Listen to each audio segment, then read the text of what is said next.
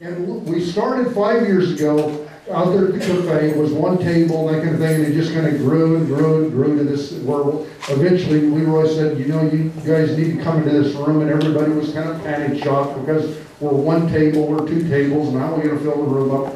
And high noon has kind of come to this particular place.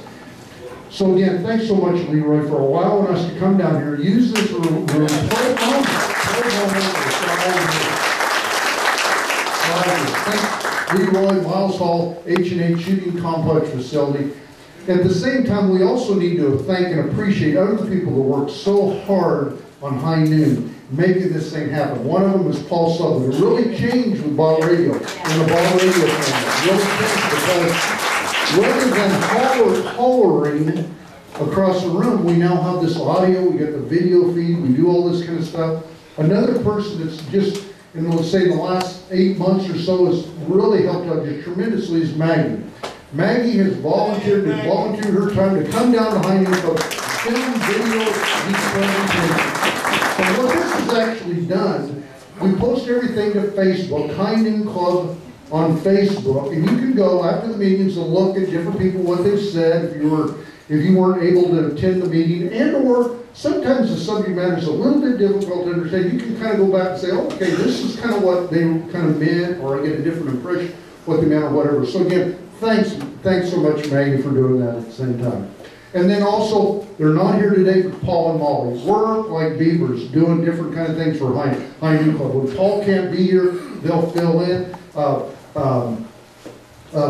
Molly, she generally takes care of all our guests now and on, so I can run across and do other kind of things that I'm interested in too and don't have to be here. And Paul fills in as a moderator for High Noon Club. So again, and the real people we need to really thank is each one of you. I mean, that have very been involved. Jim Borges, another one. I just work over, puts out those email blasts and stuff. This is not easy, folks, but work with the individual members, because what I believe, High Nooners, we've got better at asking questions. We've got better of not getting so excited. We're carotid arteries, we're pumping, our face gets red, we're mad at a political figure or whatever. We've got better doing that. I know I have. I mean, at first my heart would just pitter-patter like some rabbit being chased by that wolf up there. I mean, that type of thing. So we got better and better and better at doing what we're doing down here at High Noon Club.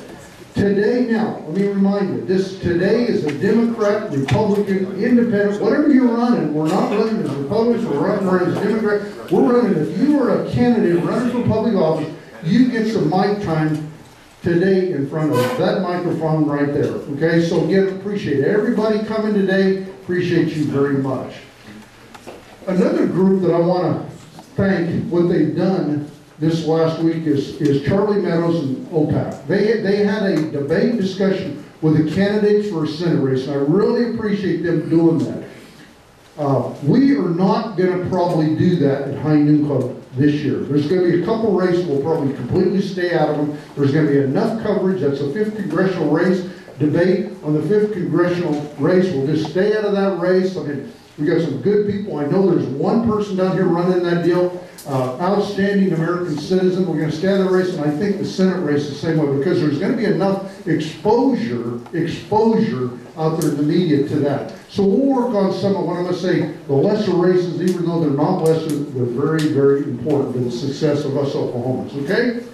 Now, High Noon Club, last year what we did, we had J.T. Taylor come down and give us a message about what today actually is, a ministry type message.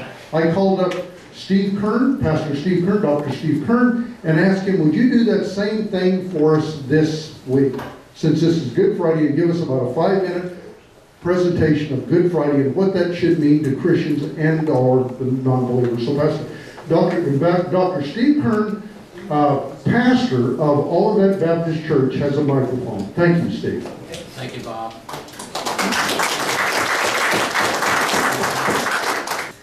Now, Good Friday. Let's talk a little bit about Good Friday. What does Good Friday mean?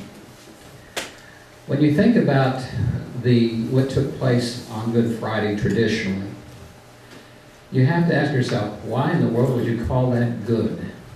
Because that's the time when Jesus Christ, the Son of God, was totally and completely rejected by man and denied his position as the Son of God. Taken to a cross, put on a cross, carried his own cross actually, and was taken to Mount Calvary and died on that cross. His hands were nailed to the cross, his feet were nailed to the cross. They lifted up that cross and dropped it in the ground. And all of his joints, as it says there in Psalm 22, were separated while he was there on the cross. How could that be good?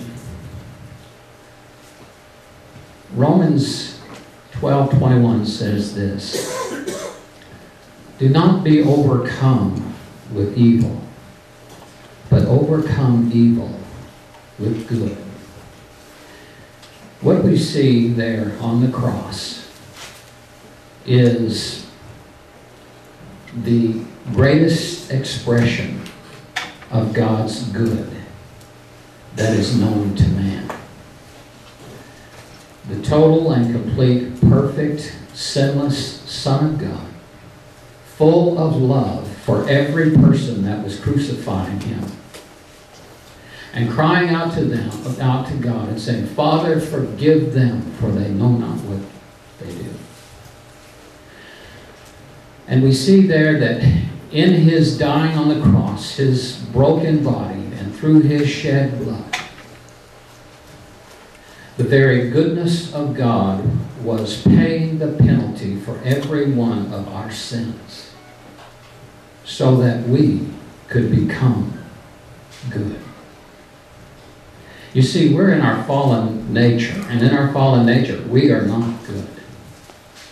But when we put our faith and trust in Jesus Christ, the one good, righteous Son of God, who died on the cross to pay the penalty for our sins so that we could be forgiven and cleansed from all unrighteousness, so that God could then take and apply to us the righteousness of Jesus so that we could become good.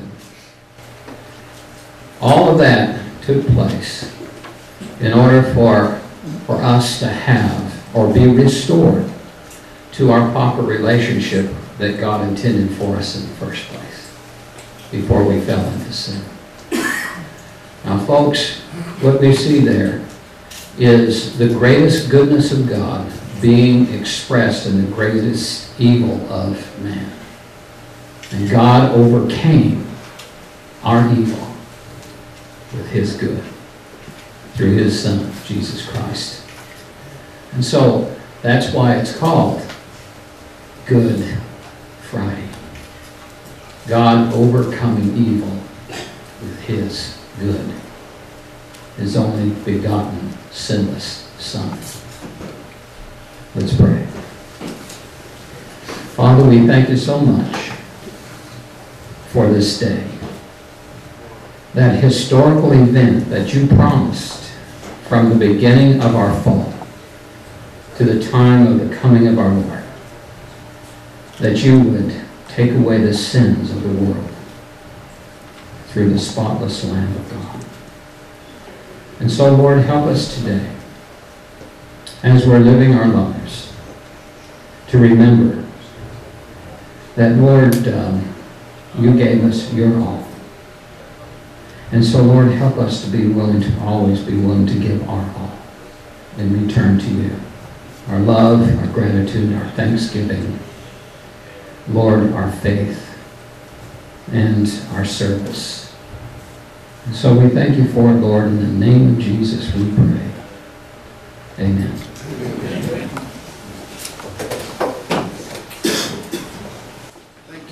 Thank you, Pastor Steve Turner. If anyone would like some ministry-type counseling after the meeting, would you go see Steve and or Paul Sutherland? We'd appreciate that particular opportunity. So thanks again, Steve. Now let's all rise for the Pledge of Allegiance to the American flag.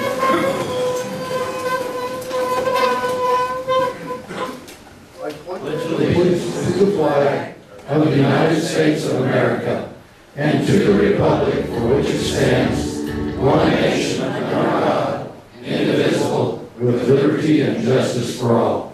Please be seated. Before we start our special announcements here, so you guys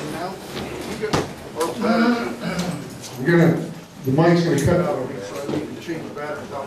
If you've got a special announcement, we can do that right after I kind of get through, because I've got a couple special announcements I want to do too. I'm going to give this to Paul.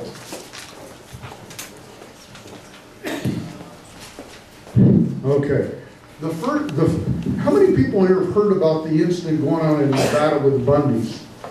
Most people heard about that. Okay, it's kind of a situation that obviously is still going on. I mean, how many people actually knew that this is still going on? This deal is not over, not done with.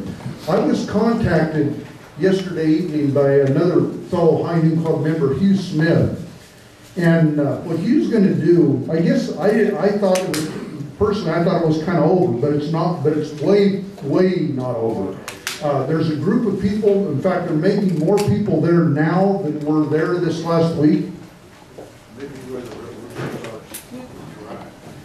This last week, and what Hugh is doing, he's working with a huge Tea Party group down out of Texas. Now, Hugh, I guess, works as a ship, obviously some of you may know this, may not know. He's a ship's captain, and he works with a group of Tea Party people since he kind of ports out of Houston or whatever, down there, and they've assembled a whole bunch of dry good type things, food items, and on and on and on. And what he's going to do this next week, he's going to transport a whole bunch of different items down there to the ranch, to the Bundy Ranch, the people that are down there working that, which includes Sheriff Richard Mack. How many people remember Mack, Sheriff Mack? He's been a previous guest to High Noon Club at a very early age.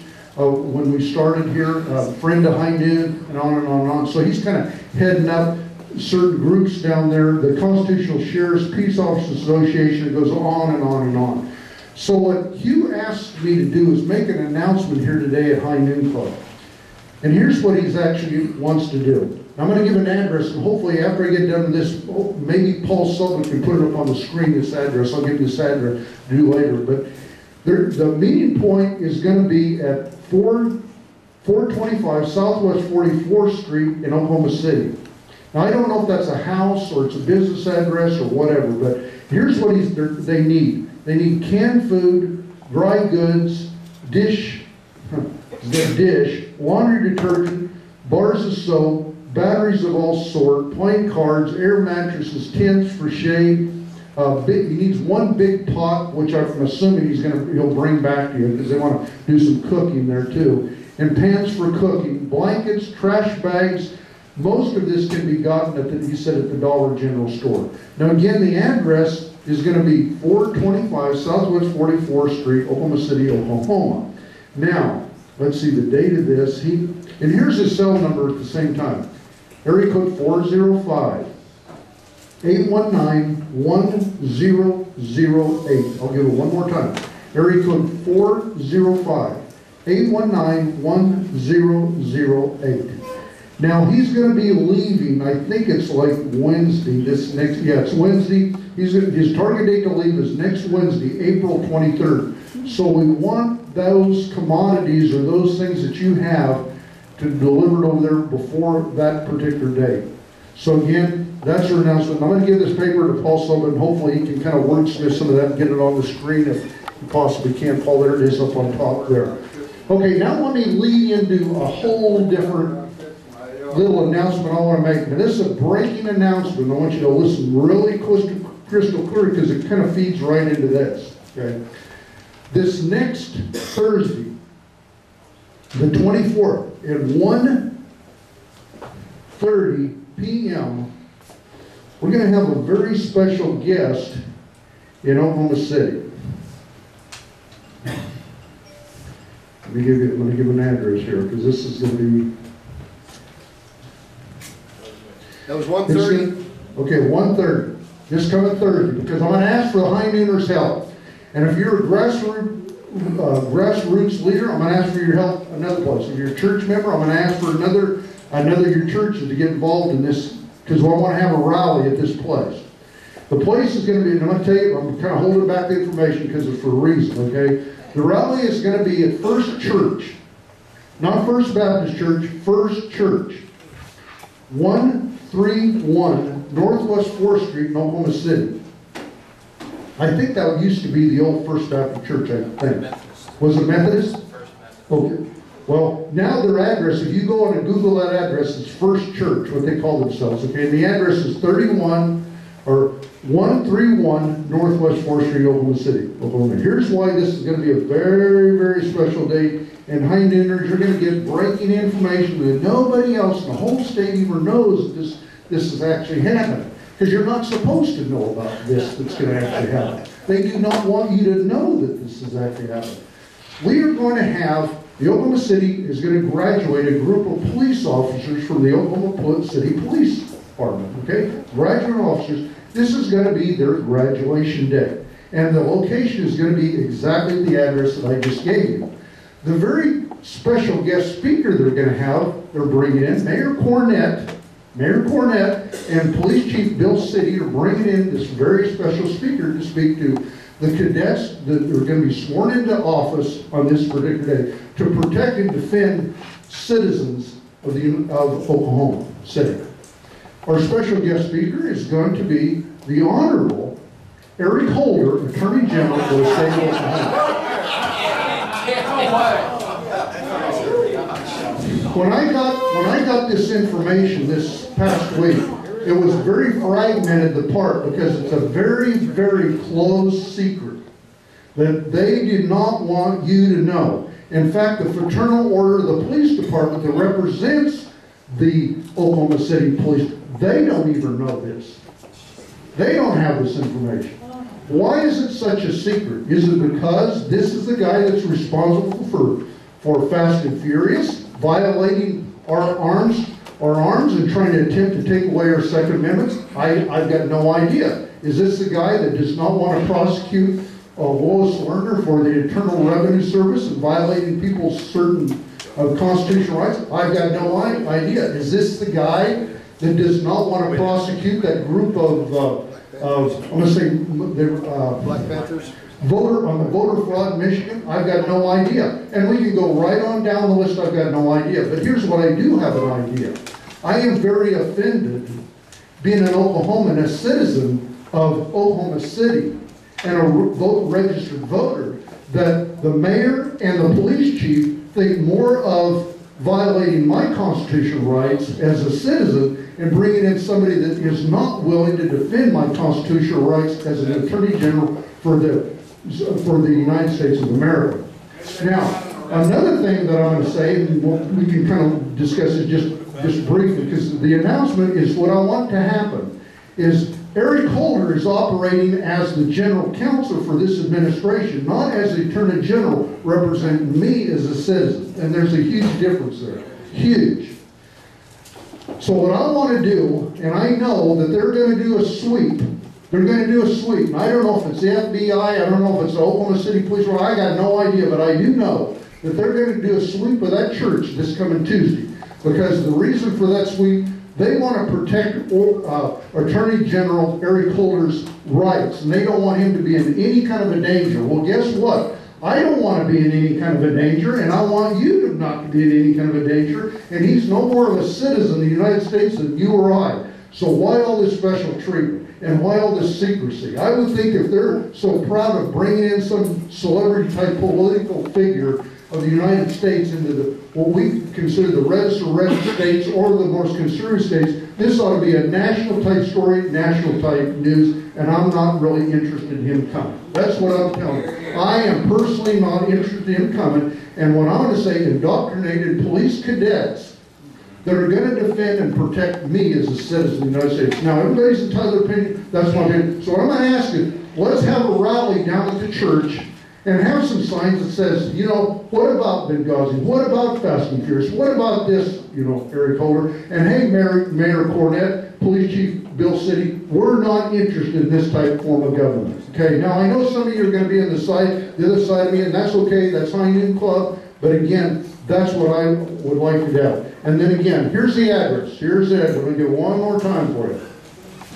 First Church, 131 Northwest 4th Street, Oklahoma City, Oklahoma. 1:30 p.m. Let's rally down there around noon to 12:30, and April 24th. Now, what's going to happen? You're going to start hearing this stuff in the media today, because we're breaking that story in the media this afternoon. And I'm going to ask all of you to contact the media. The ones that don't want to report on this story, ask them why not. I mean, why not are we not going to report it? Because it's going to be on the radio. I know Monday morning it's going to go on and on and on. So there it is. There's High Noon Club for you. We're going to be involved. We're going to get involved, and we're going to change the dynamics of, we believe, the state of Oklahoma, political figure, and also the United States of America. Okay? Jimmy Martin, you approve? Yeah. He approves of this bill. Okay, hold on. Question. Grant? Bob, I don't doubt what you're saying, but we need to be very, very, very careful to make sure that Nick Cornet is the one that made the invitation, because it doesn't sound like that's the kind of Cornet that I know. So we got to make sure that he's the one that invited this gentleman. You left out your wife from the accolades. Mrs. Danny. Hi, I'm Don. I'm from your Federal Bureau of Labor Statistics. I've got some help for you this evening, this morning. The debt clock clearly says that you, as a citizen of our America, owe $193,348 this morning. You owe, or your family owes $758,267 as of 8 o'clock this morning. Welcome. Okay, let's get started. Right now we have about an hour and 3 or 4 minutes, depending on your Waterbury, how it reads. And if you were a candidate for public office, in fact, let's just do it this way. If you're a candidate for public office and would like to talk today, can you stand up so we just get an idea how many people we're going to have?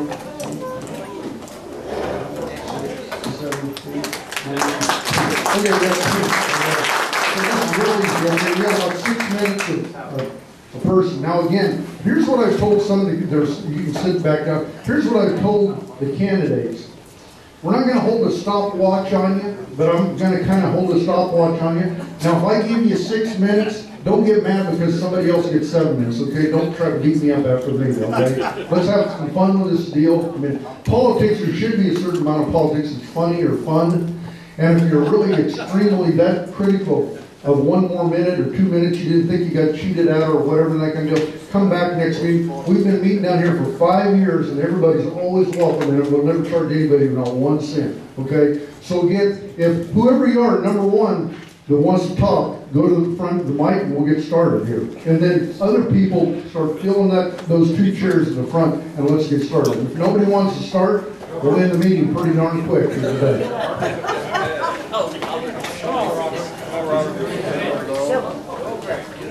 Go ahead, Harvey. Very good. It's good to be here. My name is Harvey Sparks. I'm a candidate for the 5th District here in Oklahoma. And it's really exciting to be here at H&H. They have come a long way. I remember my dad taking me over when they were over on 10th. I've still got my 22, and it's got my little junior shooter sticker on that 22. We're going to take me over there over on 10th. So it's neat to see the way that God has blessed their business, and it's exciting to be here today. And most of my career, I've been a pastor. I've served in churches here in Oklahoma City, in Norman, and in Tulsa. I also served several years as a missionary in Southern Africa with my wife. And so most of my career has been spent in ministry. And so it's just recently that I have stepped out of the pulpit and into the political world. About 15 months ago, a friend of mine, Congressman Jim Bridenstine, who has been here, and I imagine many of you are big fans of his. While I was pastoring in Tulsa, he and I became friends, and when he got elected, just out of the blue over barbecue one day right after his election, he asked me to go to D.C. with him. He said he wanted people that he could trust, people that had the same values, people that would help hold him accountable, and so he asked me and my wife to consider moving out to D.C. to serve on his staff, and we thought that was a great honor and a great privilege to serve alongside someone whom we had a lot of respect for. We didn't do it just simply because he was our friend, but because we believed in what he was wanting to accomplish. Now, it was back in early December that we started hearing some of the chatter and rumors about Dr. Coburn and James Lankford moving into the Senate race, and so my wife and I really began to pray about whether or not this was something for us to do. It was a great honor to serve in Jim's office, but I would count it even greater honor to serve alongside of him in the U.S. Congress. And so we have made the decision to come back to our home. I was born and raised right here in Oklahoma City. I went to Putnam City West High School. I went to Oklahoma Baptist University out in Shawnee. I got a graduate degree from Southwestern Seminary down in Fort Worth. And so when James decided to jump into the Senate race, we believe that God opened the door for us to move back home and to make a go of running for this office and to serve the people of the of the 5th District. Now, there are really three things that we're focusing on in our campaign. The first one is a limited constitutional government. I imagine all of you that are here today, you're well aware of the ways in which our federal government has grown far beyond the bounds that were placed on it by the Constitution. And one of the examples that I often use is the General Welfare Clause. In Article 1, Section 8, it tells us that Congress has the authority to lay and collect taxes, provide for the common defense, and promote the general welfare. And that General Welfare Clause has become a license for the federal government to be involved in everything: healthcare, education, regulation. And we need people who will go to D.C. who have an understanding of the Constitution, have an understanding of the General Welfare Clause, and understand that the Constitution was a set of guardrails that were placed on the federal government to keep it from tending towards tyranny. And so the first thing that we're focusing on is a limited constitutional government. The second thing that we're focusing on is fiscal responsibility. We talk a lot about $17.5 trillion worth of debt.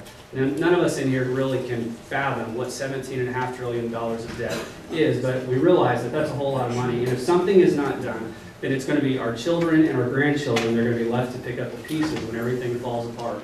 I was in D.C. still serving on Jim's staff when they had the latest debt limit increase.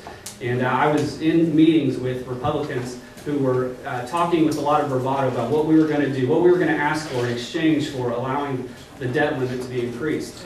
In the end, it was taken to the House floor by our Speaker, John Boehner. 30-something Republicans voted for it, and the rest were Democrats. And what it did, it basically did away with the debt limit until March of 2015, conveniently several months after the next election. And as I watched that unfold, that's part of the reason why I'm standing here today. One of my favorite Bible stories is the story of Nehemiah. Nehemiah is a great example of a leader. He hears about the broken walls in his homeland. And rather than taking on the apathy of those who lived in Jerusalem that had just given up and thinking, this is the way things are always going to be, rather than being like his brother and his friends who were willing to complain but not act, I want to be a person of action, someone who says, I see the ways in which Washington is broken, I see the dysfunction. Rather than being content just to sit back and complain about it, I want to do what I can to try and make a difference. And so that's one of the reasons why we are running. We want to deal with fiscal responsibility. We need to promote that. We need to find concrete ways in which we can turn this thing around. The third thing that we're focusing on are conservative values. I'm a person of faith. I'm a follower of Christ, and I make no apology for that. And it's exciting to be here on Good Friday because it reminds us of what's most important. We believe ultimately that it's not if we get the right politician, the right policy, that's going to change everything. It's the gospel. It's Christ who brings life into dead things. And I think the best politician is the one who has that in perspective and they have their priorities right. And so, but I am a person of faith, and I believe in certain values and certain ideals, and I believe that those ideals and values are part of the reason why our nation is as great as it is. And I believe that we need people who can articulate the value of things like marriage, family, life, the nobility of work, personal responsibility, and sacrifice. And given my unique background in ministry, I believe that I'm well equipped to be able to articulate those values and the benefit that they play in public policy. Now, I'm new to politics. I've been a pastor. That's where I spent most of my career. Although I will say this, if you've ever been a part of a Baptist church, you know that there's a little politics that goes on in the church. And so I'm not completely new to politics, but as a profession, I am new to it. But one of the things that I've noticed is that a good politician, they learn how to speak in very vague terms. And I realize that in this primary, there are a number of us. I realize that we're all going to basically speak in the same terms. But we want to make very concrete commitments to show that we mean what we say. And several of those things, very quickly as I finish, is that I'm committed to term limits. I'm committed to only serving 6 years. I'm committed to not voting for John Boehner or anyone else that is not committed to Okay, great job. Okay, great job. Now, give one more time your name and what you're running for. Okay, Harvey Sparks. I'm running for U.S. Congress in the 5th District here in Oklahoma. Thank you for your time. Thank you very much. Thank you. Next. Whoever wants to go next. Good afternoon. I'm Robert Hubbard. I'm running for the 3rd Congressional District against Frank Lucas. Yes. recording that. Put that on my Facebook page.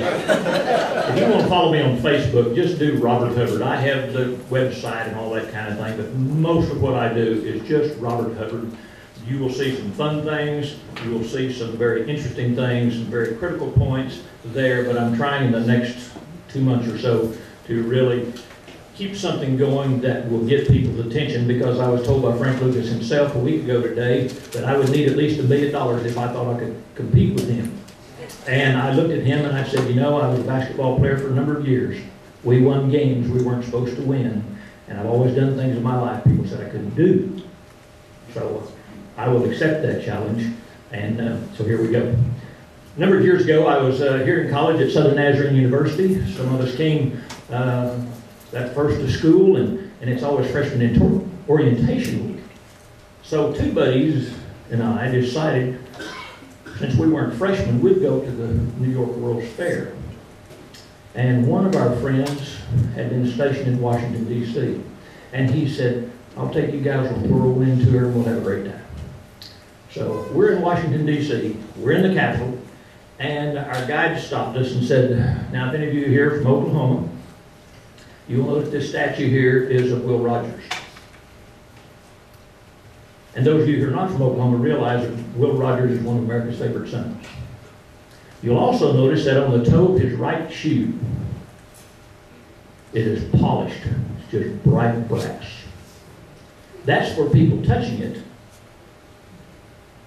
because it was said that that will bring you good luck. Now, as we move by, you feel free to touch that shoe. We got there, and my friends reached out to touch it, and they did. And they looked at me, and I said, there's not a chance. He said, I've come. I said, I know his history. That guy died in an airplane crash. I'm not going there. And I think today Will Rogers would get that bit of humor, the irony in it. And we see politicians who, when they talk, who said they were going to run for term limits, have been there 20 years. We see the shine, and that's all we see. When Frank Lucas says, this is almost a miracle, this new farm bill. Wow. Almost a miracle. We've saved American people $23 billion. Well, you do the math. In 2008, the farm bill was $604 billion. In 2014, they finally got it passed, $972 billion. Now you take off the $23 billion from the $972, that leaves you $345 billion, over a 50% increase in the farm bill.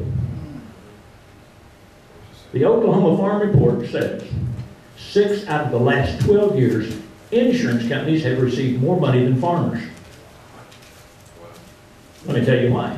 There are 18 insurance companies that are approved to provide crop insurance. In 2012, the Bloomberg report said 62% of crop insurance was paid for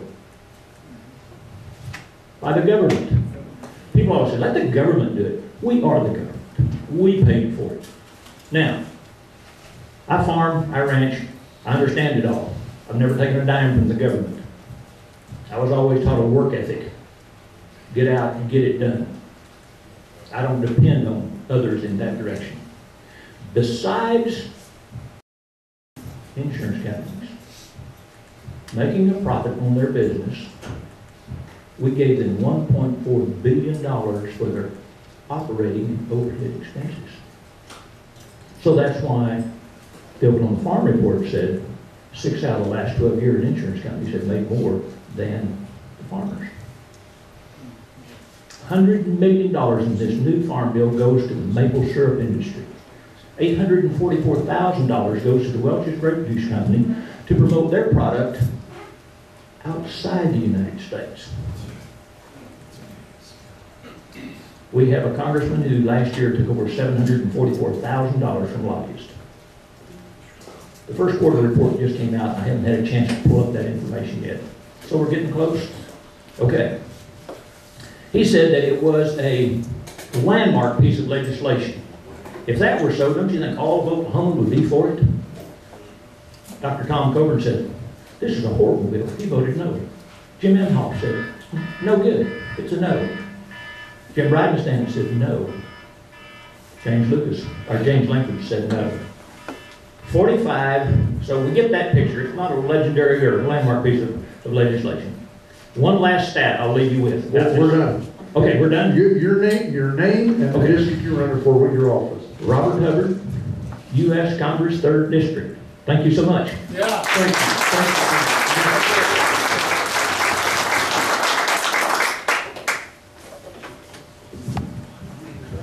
Hello, my name is Dax Eubank, and I am a Republican running for governor against Mary Fallon.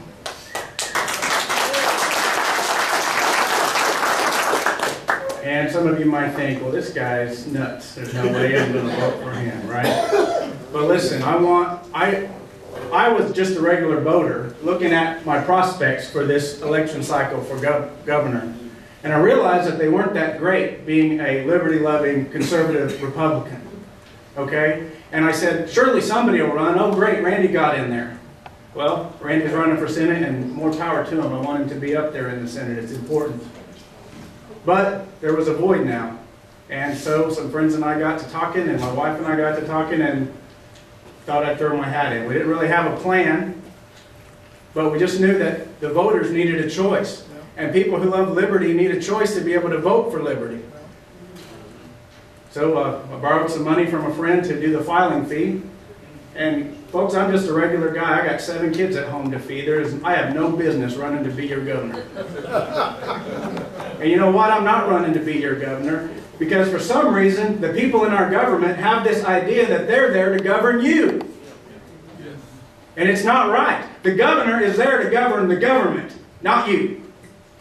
And that's what I want to go do. I want to go govern the government. I have 2 simple principles that I live by.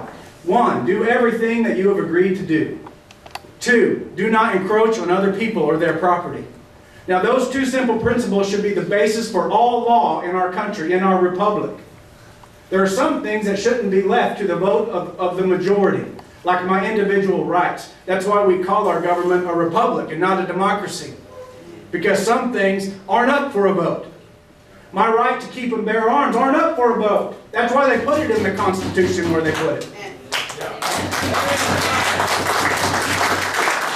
And we need a governor that doesn't think that the people need to be governed, even with little things like a concealed carry. You know, I have to get a permission from my owners to carry this thing on my hip. That's ridiculous, folks. And it's micromanagement of our lives, and it's unnecessary. We are intelligent, free people who live in a republic. Our founders created a republic with the idea of unleashing the creative potential of a free society.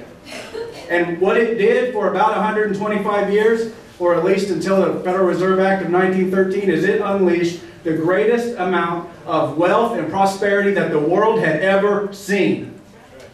Not by an overarching micromanaging government that was subsidizing farmers and subsidizing their pet projects and making their friends rich and making the rest of us pay for it.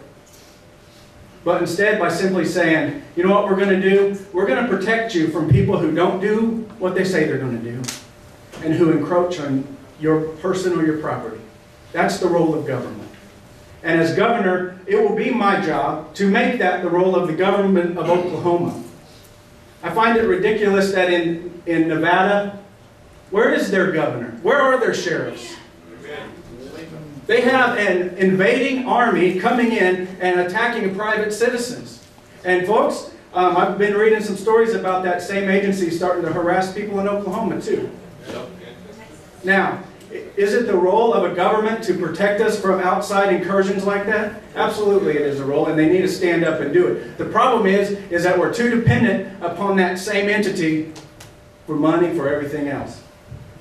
Well, we need a governor that'll stand up.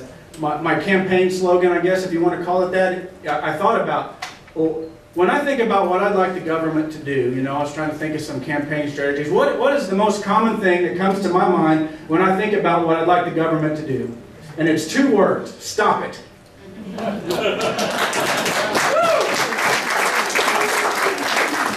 Now, I'm running against Mary Fallon. She's got $1 million in the bank. She's highly popular. It's a long shot, folks. And so I decided, how am I going to run this campaign? I can't outspend her. Nobody really knows who I am.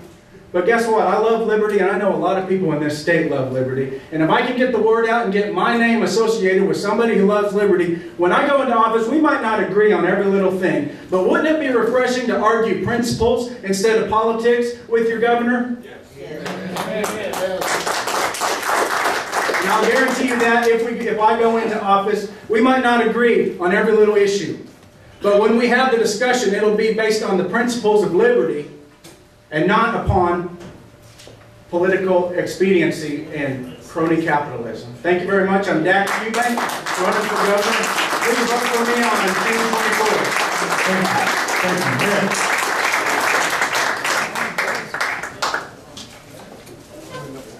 Good afternoon, fellow patriots. You heard from people who were, I guess, they're the only ones represented for their offices. You're about to hear three people running for the same office now. I'm Scott Esk. I'm running for House District 91. This is in South Oklahoma City. I think I saw Mike Reynolds come in. He's the incumbent, but he won't be for very long because he's term limited. And I wish him well on his campaign for county commissioners, which is what he's running for now. But I have lived in this district for 17 years. I was baptized into Christ when I was in 1982, and as I've said to constituents on their doorsteps, I've never looked back. That has been the landmark decision of my life. And I tell people when I meet them, I'm running first as a Christian, second as a constitutionalist, not as a conservative, but as a constitutionalist, because conservative doesn't mean much anymore, and third as a Republican, in that order, because I do not enjoy the Republican leadership that we have had in the past, especially on the national level, and I look forward to not going along with their decisions especially if they want me to run afoul of what Jesus taught me or what the founding fathers taught me. I have been a constitutional activist for 15, 20 years. I'm known by many legislators by name. I haven't seen any physically run away from me when I approached them, but maybe some have felt like it because they knew they were in trouble and they wouldn't get a good word from me from some of their actions. But I remember the battle for House Bill 1804, and being a constitutional activist is not a very glorious job, but at times it really pays dividends. I remember when we were a whole bunch of us that were for House Bill 1804, which was basically to not allow folks like DHS to let illegal aliens get benefits from us, taxpayer money. They shouldn't be here in the first place. There were just a huge mass, a sea of humanity in the balcony of the legislature as they were bringing that bill to the House vote. And they saw all of us. I don't know, I think there were maybe 2 or 3 people that were against it somewhere in there. And the vote was very lopsided. It was a major victory. And that's where the dividends really pay off when you're trying to be an activist. I've never been an attorney, never been involved in special interests. I will not accept donations. I don't plan to take any donations, and I don't know that anyone will be interested in giving me donations from special interest PACs. And that's something you can look at on the Ethics Commission information on the candidates. I don't do that because I don't want to be distracted from my main job. My main job, as I see it, is to enforce the U.S. Constitution and the Oklahoma Constitution. And let me take a moment to discuss what's involved in that. I read a book by Thomas Woods called Nullification, and it was one of the best books I've ever read. I didn't disagree, I don't think, with any part of it. It told about how we have used nullification, which in brief is the refusal of a state to enforce unconstitutional federal dictates that never should have been passed. Obamacare, anyone? We've used it many times successfully in our history. We've pretty much forgotten about how to use it. I'm going to make it my point to remind my fellow legislators very eloquently that we have that option available to us, and it's the most viable option. It enforces the Constitution. It doesn't seek to revise it or amend it. The Constitution, folks, is not broken. It's the federal government that is broken. And no matter what we do in the state of Oklahoma, no matter how much we trim our budget, no matter how much we implement reforms within the state of Oklahoma, and I encourage that to happen, it's not going to be of much use if we keep allowing the federal government to be more and more dominant over us.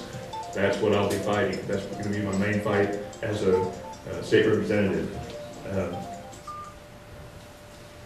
And as I've said this message to my constituents on their doorstep, they've been very excited about hearing about it. They're hungry for this kind of change. I look forward to working with my constituents, and I look forward to getting your support of you who are in my voting district on June 24th.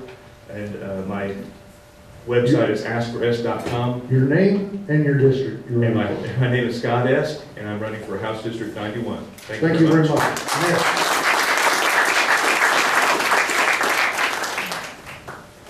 Hi, I'm David Monlix, and I'm running for the Oklahoma House of Representatives, District 91.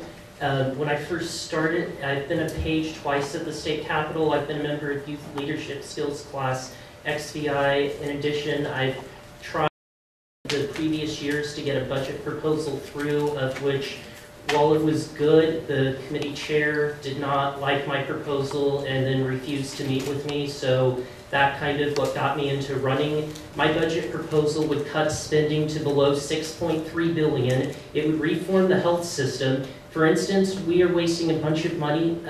Total, there are 688,000 people that are either uninsured or underinsured.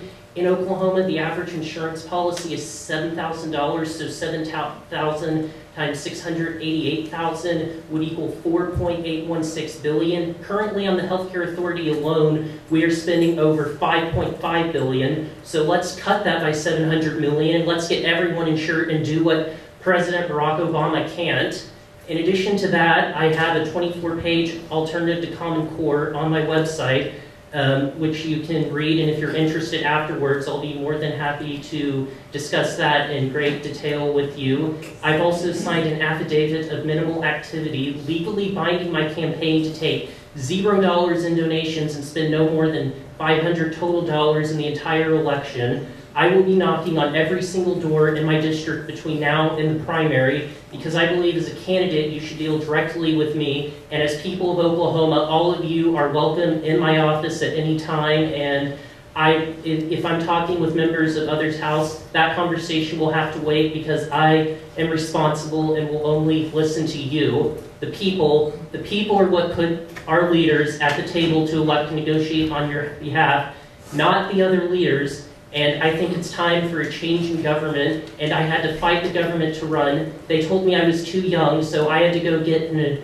AG opinion 82-101, which states that there shall be no qualifications for candidates running for office, and it shall only apply to office holders, and I will do the same, fighting for your rights. I'm David Monlux. I'm running for the Oklahoma House of Representatives, and I would appreciate your vote on June 24th in District 91. Thank you. Thank you. Thank you very much.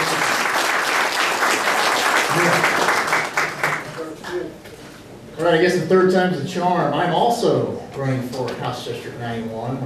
Representative Reynolds, I don't know if any of us can hold a candle to you, but we're gonna give it a shot.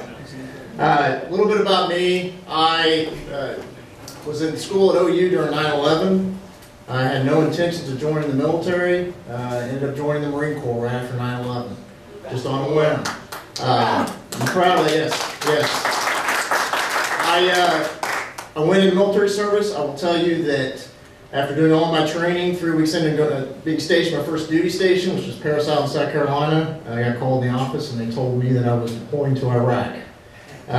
When I got back, I just moved my wife in before I deployed. I couldn't remember where I lived. I hadn't been home. I'd been there enough time to even remember where my house was.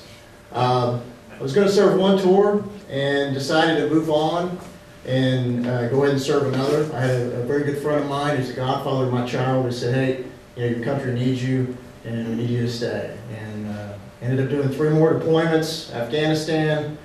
Last one sort of did me in. I hurt my knee. 4 knee surgeries later, that was the end of my Marine Corps career. Honestly, I was devastated. because all I wanted at that point was serve my country. Okay, and that's, to me, is one of the most important things you can do. I was hanging out with some Marines last night, and one of them handed me a coin, and it had a phrase on it that I'd actually never seen before. And it said, being a veteran is essentially writing a blank check to the United States government, leaving it open to giving everything up to your life. And that's the honest truth. And that's what you sign up to do. When I knew my career was over in the Marine Corps, I was honestly devastated. I planned on staying in.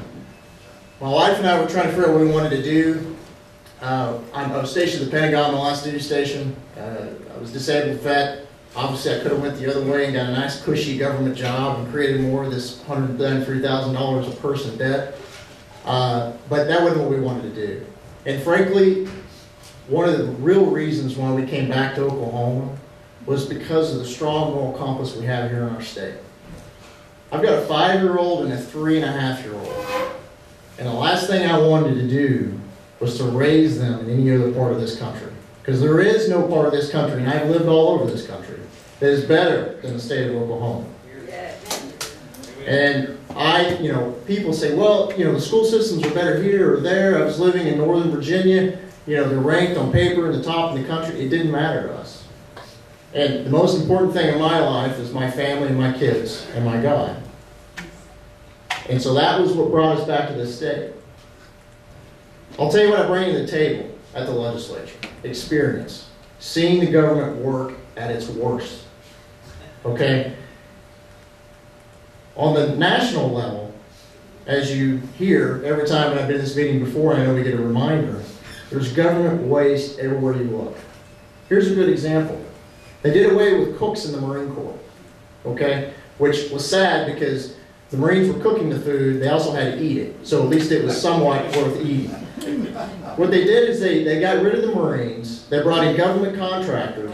They cost 3 times as much as those Marines in order to prepare that food. The Marine Corps saved money. It just came out of another pot of money in the DOD. That's where it's broken. It's not, you don't focus first, you look at spending, look at where it's all wasted. Look at the amount of money that goes out the door that could go to a good cause. And I know in Oklahoma it's not as bad, but there are areas where our government is wasting money left and right. We have to find where that money is going. It's our hard-earned money. I just paid my taxes just like you all did. This is a time where we have to figure out where every dime more money is going. And lastly, big government. My sister lost her house in the tornado, okay? And I remember running around the neighborhoods and seeing the churches and people like you and people volunteering, helping to clean up and doing things we needed to do. While people in FEMA were running around in their fancy trucks, spending our money doing the things that they thought was good for our state, even though they're nothing about our state. And that's what it's about. It's about the experience, it's about having principles, and it's about doing the right thing. And that's why I'm running. I took an oath to support and defend both the United States and state constitution. And I have no problem taking that oath again. I appreciate your time. Your name and your district. Your name is Chris Kennedy. I'm running for House District 91. Thank you. Thank you very much. Next.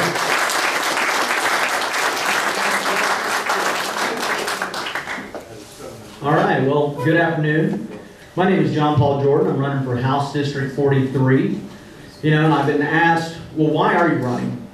Well, District 43, it's fully in Canadian County, and I tell folks on the doorstep, I'm running because of the Christian conservative values that we actually have in Canadian County. Yes. I grew up in Mustang. My wife and I, we live in Yukon. I'm actually an attorney. I know that some of you are sitting there like, well, why should I support an attorney? And of course, I understand the jokes. What do you call 100 attorneys at the bottom of the ocean? It's a good start. An attorney came up with that joke because he wanted to eliminate the competition.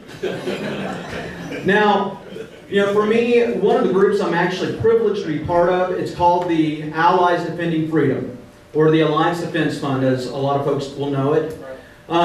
Through them, I've been very privileged to represent the values that I think this room represents as well. I actually have a case where I am fighting Obamacare. I'm representing 4 Christian universities here in the state of Oklahoma against the contraceptive mandate. Thank you. Now hold on to the applause, because in December, we actually got an injunction against Obamacare. So, for me, this isn't a, hey, I'm running for office, I'm going to start incorporating these principles into my life. This is a continuation of what I'm doing already. You know, one of the things that I hold very dear to my heart is religious liberty. Do you know in Oklahoma City, there is actually laws on the books that say you have to have a permit in order to preach. So now if you are out on the street sharing your faith with someone, a police officer can come up to you and ask you to stop. Now, why they can't really enforce that, what they can do is they can arrest you if you refuse to stop or to adhere to what the police officer is saying. I represented 2 street preachers here in Oklahoma City in the municipal court, where what happened is that they were there sharing the gospel. An individual did not like what they were saying, and the police officer came up. He asked them to leave. They asked him, okay, well, what is the ordinance? Could you please explain that to us? Well, he got a little bit miffed by that. He asked them to leave again. They asked him, well, what is the ordinance that we're violating? We want to know for our own records.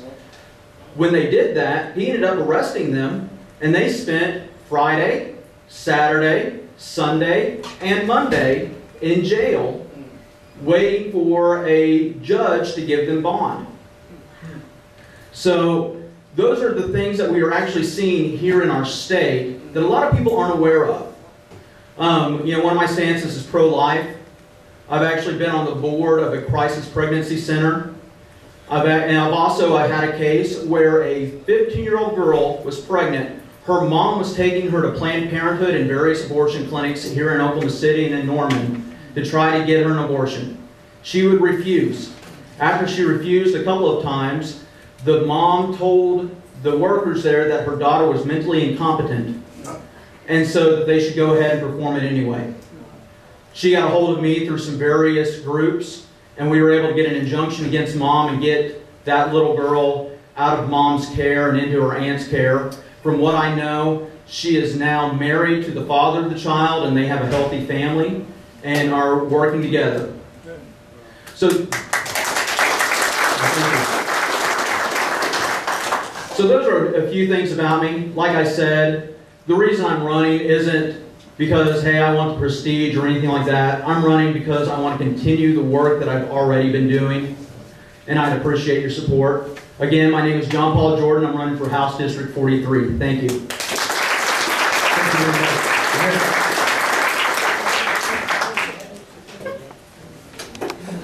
Thank you. It's my honor to be here. My name is Jack Heron, H-E-R-R-O-N. I'm running for State Superintendent of Public Instruction. I have my campaign manager and my treasurer here with me today. One's my brother-in-law, the other's my sister. My brother-in-law's a gun dealer. My sister may be the best shot in Oklahoma. Now, my dad is a Foxhole Marine, World War II veteran, Foxhole Marine. Dad used to tell me he was the first person to join the Marines in Stillwater, Oklahoma. He went to Oklahoma A&M. I'm not sure whether he was first or not, but one of his partners who went down and joined the Marines with him was Henry Bellman. Dad and Bellman went to Dad was wounded on Tinian. Bellman went on to Iwo Jima, as you know from the study of history and everything. The only time I think Dad was ever racially Republican in his life was when Henry Bellman was running.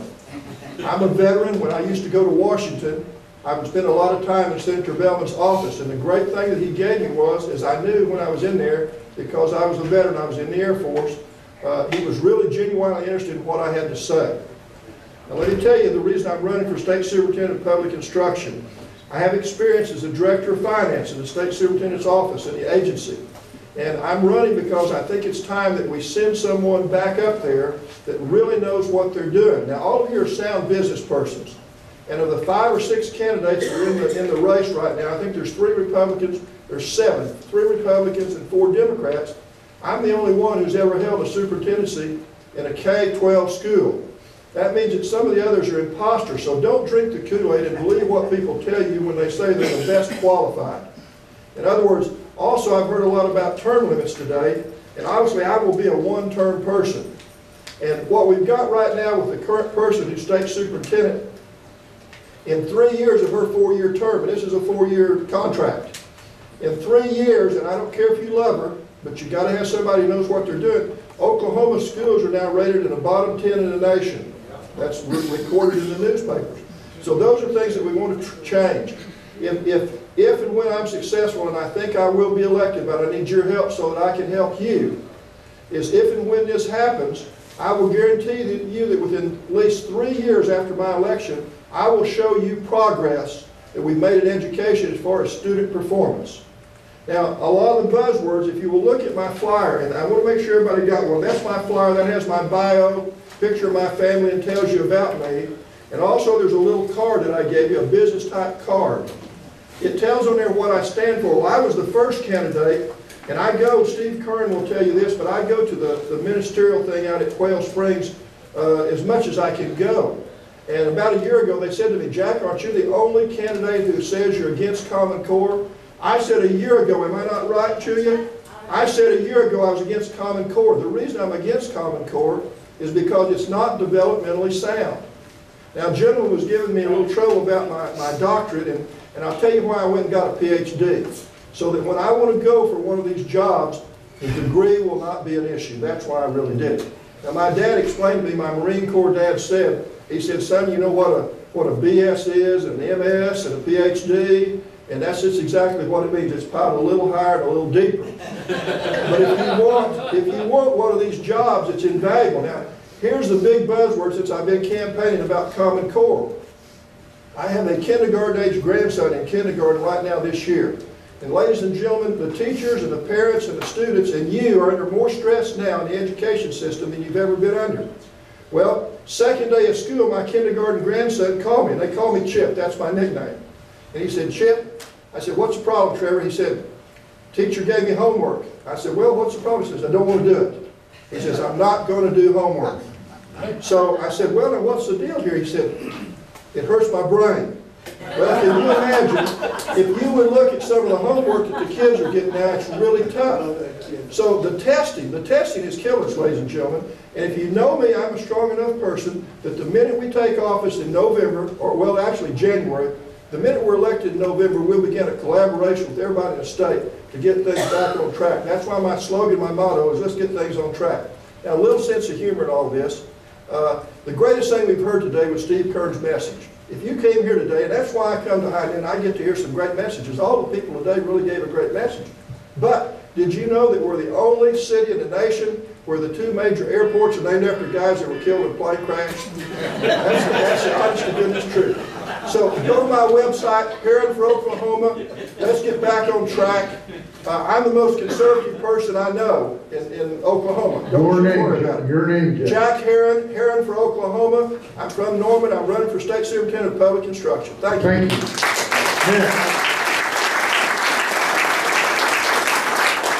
Hi there. I'm Richard Perjansky. I'm running for governor. I'm going to tell you a little about myself. I was born in New York City, and I grew up in a melting pot. And one of the things we need to learn when we're up in New York City, we have to respect everybody else's family values. We ate different kind of foods, had different religions, and right now I'm probably the most liberal person in this whole room because I love you regardless of how you believe. And after I got out of the Marine, when I joined the Marine Corps, I went down to Parris Island, and the Yankees picked on me. I mean, I was a Yankee, so the rebels attacked me, and they also used to pick on me because I didn't like bricks. And luckily, the guys kept on telling me, come on, try it, try it, try it. And I tried it a number of times, and eventually, I liked it. So what I am willing to do now, and through all my life, is look and try things different ways, and not just reject it just because of one try. After the Marine Corps, I did 2 tours in Vietnam.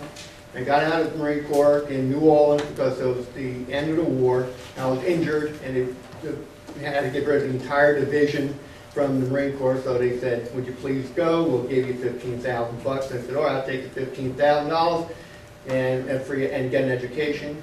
I received a college degree from Oklahoma City University, MBA. I took a job at Tinker Air Force Base working on AWACS. I moved from there to Hanscom Air Force Base in Massachusetts and working with engineers. My job was acquisition logistics, and I look at the entire life cycle cost of the weapon system. It was from cradle to grave. How much you going to cost? And those costs are outrageous. And what we had to do was look at 15 different elements. So we basically kept on digging. Why? My attitude now in life is why. I will ask over and over why. What is the real truth? What is the root causes? For instance, we got third grade testing here. You guys want to get rid of common cause. I want to get rid of common cause for different reasons. One, because one fit does not work for everybody. But when I look at the testing for third grade, he talked about frustration. There is a lot of frustration when kids are trying to read. And what happens when that frustration keeps on growing? Well, it blows up. And you've seen that happen in the schools. People are shooting people up, stabbing people because of the frustration. We need to look at the root. We came along with common cause because teachers were not teaching properly. Now, rather than looking at the teachers, we're looking at the students and blaming the students because they're not learning. We need to give the students alternatives. Rather than saying you're failed back, the teachers know instantly the first day whether or not that child is going to be good or bad. And rather than just letting the kid drag along, the school system might want to go out there and say, put this child who can't read well, let's give him a special treatment now in third grade, not hold him back in third grade. So, when I was growing up in New York, in Brooklyn, we were poor. And I've seen other kids, they had all these great things. I said, I'd like to have that. I'd like to have that. My mother's most famous statement was, it's blood money. And I said, what's blood money? Once when you take the money from that group, you're stuck. You're addicted to the money, and they control you. My father refused promotion over and over again, and his attitude was, you don't need money. What you need to do is love your family, enjoy your life. And that's what I've been doing all my life. I took an early retirement at age 46, and I've been enjoying myself ever since. I would like everyone in your children to not have to chase that money, to go out there and meet with the Jones. The other thing my mother used to say, I lived off East River, and there was a nice dock there, and you dive off into the river. My father says, you do not jump off that thing. That river's polluted, there's danger, and you see the dead body once. My mother said, don't do it. It's just because somebody has to do it. I did not do that. I am Richard Perjansky. I'm planning to run, and I will be one who will be asking you, please, give me a donation so I can advertise, get the word out, and stir the pot. Thank you. Thank you.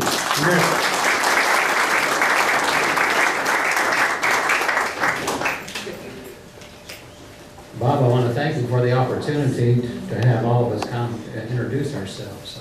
I think it's a great idea. My name is Steve Kern. I'm a candidate for Senate District 40, and there are 6 candidates that are running for that particular seat. And of those 6, 4 of those have over $100,000 each for their campaigns. I've raised about $30,000 and am running a grassroots campaign, and that my staff is made up of one person, my wife, Sally Kern, and so she's the one that's running my campaign. Well, actually, I'm doing that too, because since last June, I've knocked on 6,200 doors, and my objective has been to meet as many of the voters as I can, because I think it's important for people to at least be able to put a face with someone they're voting for. Now, the thing that I like people to know is that I'm a constitutional conservative. And George Washington once said that the Constitution is the guide from which I will never depart. I have quite a bit of experience in a lot of different areas, and I've seen conservatism face to face. I've experienced conservatism face to face. It's called conservatism. It's been going on for the last 10 years in the House of Representatives. And I'm hoping that she hasn't set the bar too high. But I do plan on following her example. Now, I want you to understand something. This is not my notes for this message today. This is the Oklahoma Constitution. This is the national Constitution. I've read this many times. I've already read this once. I'm almost through reading it again. And I want you to know that I'm going to have three things on my desk if I'm elected to the Senate. I'm going to have this, I'm going to have this, and I'm also going to have this. And I'll tell you what that is in just a minute. My theme is I want to restore the republic to the public. What I mean by that is I want to keep Oklahoma being Oklahoma. And that means that I want to stand for the values that have made Oklahoma who Oklahoma is. And secondly, I want to stand for states' rights. And I think this thing going on in Nevada is very telling of what's coming. And we need to have leadership in our state that's ready to start standing for our state's rights. And the other thing I'm for is free markets in business, but also free markets in education. I think we need to start applying free market principles in education as well. So, if I'm elected, I plan to govern principles, and that's why I wanted you to know what this book is. It's called A Pocket Guide for Governing by Principle. You know, we all talk about principles, but how many of us really know what the principles are? Well, let me read some to you. The principles, the conservative principles. Government exists to protect rights, not to create them. The legitimate power of government begins and ends with the people, while its authority comes from the Creator. Just because a problem exists doesn't mean government should try to solve it. Well, that's big. Long-term and cumulative consequences should be considered more carefully than short-term benefits. Now, I want you to understand, I'm reading this over and over again. I'm trying to internalize these to make these things a part of who I am and the way I think. Government has nothing to give anyone except what it first takes from someone else. Individuals are ultimately responsible for governing themselves and for the consequences of their decisions. Free enterprise, not government, is the engine of personal economic prosperity. The free market should not be distorted by government-designed dictates or advantages. Government has a responsibility to protect the foundational institution of society, the marriage-based two-parent family. My name is Steve Kern, and I'm running for State District, Senate District 4. Thanks.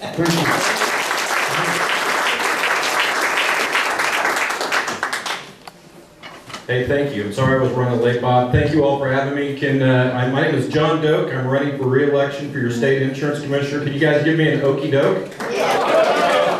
Thank you so much for being here. At this almost very time yesterday, I was sitting in the White House, my first trip there for a meeting with the President of the United States on the Affordable Care Act. 44 insurance commissioners were sitting in the East Room. And we were talking and listening to the President talk about the major debacle that we've had, and listening to him, pontificate on certain aspects of the Affordable Care Act. And many of us were sitting around the room. I happen to be positioned next to Lieutenant Governor Mary Taylor from Ohio. Some of you may have caught her on Fox or CNN last night. She had some comments. But as I was sitting there, I have a picture of my notes to self during that meeting, as the President was sitting from me to about 30 feet in front of me in a square. My note to self on White House stationery that I have a copy of says, "Repeal and replace." It's that simple. There are so many issues with the healthcare system that we have today. But anyway, it was my honor and privilege. I did have an opportunity. I'm a political science major from the University of Oklahoma. I've studied politics and I do feel it is my responsibility as your elected official. A few commissioners didn't go, but I chose to go to represent Oklahoma, and I was positioned at the corner of a table, and I've actually have the picture of this seating chart, and I was the first in, and I did shake the President of the United States' hand, and I did say thank you for the work regarding FEMA and the folks here in the Moore area and the 16 counties and what he's done for us as the President of the United States. And on his way out, he shook my hand again and said he liked my lapel button with the Oklahoma on it. And I said, again, sir, thank you for the assistance that you've given to Oklahoma. Respect you in the office of the presidency. But we have major policy differences. And he grinned and said, I know. So we know where we stand, because my last press release out was, President of the United States rearranges the deck chairs on the Titanic of healthcare. So we had a little fun with that. But I am running 68 days. We have a primary for the Oklahoma Insurance Department, and I appreciate representing you. I've been in every county of Oklahoma. Every year I've been in office. When I met with you all, this is what I told you all to do. I was just looking here. I just recently had Barry Goldwater in, Jr., and many of you all had the opportunity to meet him. I know, Charlie, you did. But a comment says, "We will be known forever by the tracks we leave." It's a Native American proverb by Senator Goldwater, and I've left tracks all over the state of Oklahoma for the last 3.5 years, every county, every year, attending meetings around the United States on behalf of Oklahomans, talking about weather, talking about our values, talking about the free markets that we have in our state. And I'm so proud to have been here early on. And this again, I was new to politics. You all can look at my tracks around the state and my values and views. I'm known nationally as a regulator with an opinion regarding free market principles. So thank you very much for sending me to represent you. I'm humbled, and I look forward to representing you all for another 4 years. So I have a question for you. Can you tell me, one of the things that's kind of near and dear to me is our fire departments around the state of Oklahoma. Can anybody tell me what the average class code is for the state of Oklahoma? I want to make a point here. The best is 1, and rural or unrated is 10. And part of our insurance rates are driven based upon these fire class codes ratings. We need a very strong rural fire department and fire departments in the state of Oklahoma. So I would like 3 hands to come up. Just raise your hand. 3 hands. 1 being the best, 10 being average or rural or unrated. Charlie, again, you know the answer to this, I know. So leave your hands up. I need 3 hands. There's 1 here. I'm going to ask you 2. What is the average class code for the state of Oklahoma? Let's take this hand right here. I need another hand. Very good. Who was the 3rd hand? I think I know what it is, but I wanted to ask you. He's a fireman, so he doesn't count. Is there only 2 departments that have the highest? We can't do that. Let me just do that. There are only number 1, and Bob is actually right. The average class code is a 9, and so here's a signed book from Barry Goldwater Jr. Pure Goldwater for you, Bob. So thank you all for having me. I need your help in the primary. Raise your hand if you would vote for me again. Thank you so much. I'm humbled to be here. Look for me on Flashpoint. I'm headed to do that in just a minute with a quick change of clothes. So, pray for me as I go opposite of former Attorney General Mike Turpin. Thanks, John. Well, this is a lucky guess. Rich Homer, you don't have anything over Bob Davis. That was a lucky guess, and 9 was a lucky guess. Okay, next. Thanks, John. Fine, I'm Mike, and is anybody here from my district? Yeah. Oh, there are a few. Well, good. Yeah, of course, Chris. Thank you. Well, you never know. So we got that out of the way. But there's not very many people from my district. So, folks, this will be the last Friday I'm here for a long time, because I'll be having a campaign. We're in session Monday through Thursday, Friday, Saturday. So time I have a campaign, and I've got 4 opponents. So just give me a heads up. Don't feel left out. I was reflecting on what elected me in my first campaign. My dog. Hands down. My dog, we got in the tornado. Put that on the brochure. I told everybody, I don't want that on my brochure. No, that's going on your brochure. I don't want that on my brochure. Just because I got a dog in a tornado. That's going to, you can take everything else. You can take your picture off, your wife's picture, the dog stays. I guarantee you, over half the house is asking about the dog. It's a shame. It's marketing. It's marketing. Next thing was my scooter. And I still got them. 6 of them now. I used to have only one. My scooter. Everybody knows. I talk to somebody else. Oh, you're the scooter guy, aren't you? That's me. Third thing, my kids. Those pictures of my kids, they didn't match up to the dog, but my kids. Then my poor wife. She was next. And last of all, my position. Now that's a shame, but that's how it is. Unfortunately, that's how it is. And you know what? You can go to my district right now, and almost nobody would remember my initial positions but me. And I'm doing exactly what I said I'd do. That's why I'm running for county commissioner. Because we've had a man down there that has proved to operate less than legally. And it was a shame that, that I had to file to get him to not run, and everybody thought, that's good. Hey, now that he's out of the way, we'll run against Reynolds. That's pretty humbling.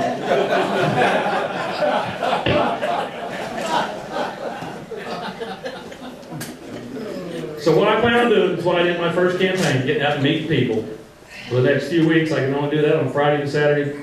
After that, I'll be full-time for however long it takes. I'd appreciate your support, and God bless Oklahoma. Okay. Very good. As you can see, we're very blessed in the state of Oklahoma to have great people running for these public offices, great people. I want everyone to give all of them a great round of applause. If you literally were in the state of California, which some of you may know that I'm helping a couple people in California run for some races in California, is that if they had the quality of people in California running for these offices and running, they would feel like any of these people would be like, my gosh, I mean, we've been blessed one more time. So again, we're overly blessed in Oklahoma to have these people that run for public office and challenge incumbents and on and on and on. Another thing that I want each one of us to think about, and I told a couple people here first, about 4 years ago when we were starting to have our first cycle of governor race and on, about 4 years ago, there was two things that I asked all the candidates. One of them is if you're elected to public office, I know your life is going to change. And it's probably going to change for the better, unfortunately. But at the same time, the real question needs to be, I want to know how my life is going to change as being one of the people you're going to represent. So each person that's a candidate, if you're in the room or not, or let's even say the people within the high noon group here, I want us to all consider that. I want to elect people that are going to represent us, we the people, not we the people that wind up winning these public offices and get these retirement funds and get paychecks and get on and on. Because we're citizens. We're all citizen lobbying. There's two things, and I don't know, Paul, if you can pull it back up on the board, that I'm going to ask you one more time to get involved with this week in this group, and or your friends or whatever. One of them on the 24th is please be down at the rally point at the church down there and rally for that. Because again, everybody in here kind of talked about, or most of our people talked about being conservative, constitutionalist or whatever, and I feel like the man that is currently representing the United States of America, and supposedly is our Attorney General, has almost violated every one of those constitutional rights and those amendments that they swore that they would uphold and take dear to heart. So again, rather than me be the general counsel for the President of the United States. So the rally point is going to be, I'm going to say at 12:30 at the church, and my time's up too. At the church on the 24th. The other person that's got is very passionate about this, and I really appreciate his friendship and what he's done throughout our state, is Hugh Smith. He needs some goods to haul out there to Nevada. So if you do that, those two things, I'd appreciate it very much. If you can't, pray for us. Do get involved. And again, next week, hopefully we're going to have another good High Noon Club meeting, and we'll talk about debate and discussion. Okay. Okay, we're going to make one quick announcement. We're done. 5-minute announcement. Okay, it's going to be less than 5 minutes, but I have to have this. If you are interested in getting a copy of this governing by principle that my husband recommended, their email address is www.mspolicy.org. let's do it this way, okay? We're gonna get some of these, okay? This high noon's gonna get some of these, and we'll have them, hopefully, I don't know if we're gonna be next meeting, we'll have these, and we'll put it out. Okay, everyone, thanks very much for coming to High Noon Club. Hope you had a good time. Thank all the candidates, and get to know them even better. Thanks again. Thank you, Paul.